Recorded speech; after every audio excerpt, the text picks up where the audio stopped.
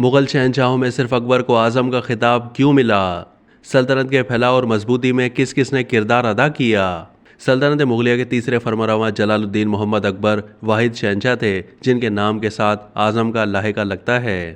اکبر اعظم جب 14 سال کی عمر میں بادشاہ بنے تو مغلیہ سلطنت شدید ترین انتشار کا شکار تھی، لیکن اکبر نے اپنے تدبر اور مصاحبین کے بہترین مشوروں کی بدولت ہندوستان میں مذہبی، نسلی اور اعتقادی رواداری و ہم آہنگی پر مبنی ایسی پالیسیاں بنائی کہ مسلمانوں کے ساتھ ساتھ دیگر مذاہب کے لوگ بھی اکبر اعظم کے معتقد ہو گئے، اور اسی لیے اس دور میں مغلیہ سلطنت کی حدود تقریباً پورے بر صغیر تک پھیلی ہوئی تھی، جبکہ بہادر شاہ ظفر کے دور میں مغل سلطنت کی حدود دہلی تک محدود ہو گئی تھی۔ اکبر نے اپنے مخالفین سے بھی عزت و احترام کا رشتہ رکھا۔ انہوں نے ہندوستان میں موجود مسیحیوں، ہندوؤں اور مسلمانوں کے ساتھ یکساں رویہ رکھا۔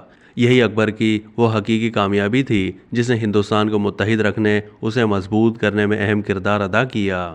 اکبر اگرچہ انتہائی کم عمری میں بادشاہ بنے تو آخر کیا وجہ تھی کہ وہ اپنے بزرگوں بلکہ بعد میں آنے والی اپنی اولاد سے بھی کامیاب ترین حکمران تھے۔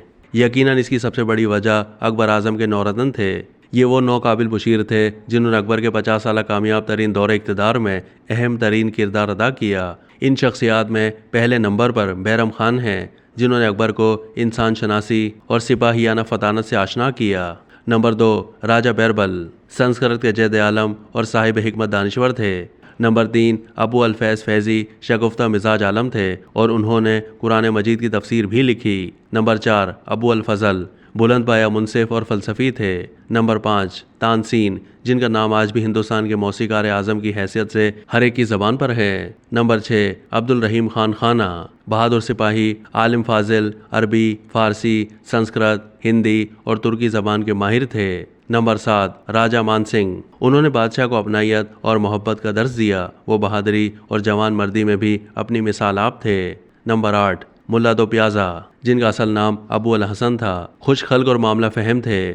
نمبر 9 راجہ ٹوڈرمل سپاہ گیری اور معاملہ فہمی میں اپنی مثال آپ تھے، لہٰذا اکبر کے 9 رتنوں کا یہ مختصر سا تعارف تھا جن کی وجہ سے جلال الدین محمد اکبر اعظم کے خطاب سے جانے گئے۔ اکبر اعظم کے 9 مشیروں نے اپنے علم و فضل، تدبر، تجربے، سلجھ و پالیسیوں اور نیک نامی کی بدولت اپنے آقا کی طاقت میں اضافہ کیا۔ یہی وجہ تھی کہ مسلمانوں کے ساتھ ساتھ غیر مسلم بھی اکبر اعظم سے مطمئن و خوش تھے۔ جلال الدین اکبر نے 50 سال بڑے شان و شوکت سے حکومت کی، مگر ایک اچھی زندگی اور طویل ترین بادشاہت کرنے والے بادشاہ کے آخری ایام کچھ زیادہ خوش کن نہیں تھے۔ اس کے 2 بیٹے مراد اور دانیال کثرت سے شراب نوشی کی وجہ سے جوانی میں ہی جان سے گئے، جن کی موت نے انہیں نڈھال کر دیا۔ پھر ان کے نورتن بھی ایک ایک کر کے ان سے جدا ہوتے گئے۔ وہ اپنے جانشین شہزادہ سلیم کی سرکشی سے بھی پریشان رہے جس نے اس کے خلاف بغاوت بھی کی۔ ان تمام حالات کی وجہ سے اکبر بادشاہ بستر سے لگ گئے اور بالآخر 13 اکتوبر 1605 کو وفات پا گئے۔